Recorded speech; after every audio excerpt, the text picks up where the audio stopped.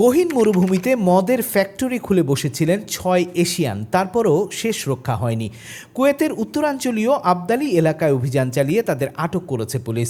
আরব Times এই খবর দিয়েছে। খবরে বলা হয়েছে, নির্জন মরুভূমির গভীরে গড়ে তোলা হয় ওই কারখানায় পাওয়া যায় আধুনিক সরঞ্জাম, বড় বড় ব্যারেল, রাসায়নিক পদার্থ, ডিস্টিল মেশিন ও শত শত লিটার তৈরি মদ। প্রাথমিকভাবে ধারণা করা হচ্ছে, কারখানাটিতে দীর্ঘদিন ধরে গোপনে মদ উৎপাদন এবং সরবরাহ করা হচ্ছিল স্থানীয় বিভিন্ন অঞ্চলে।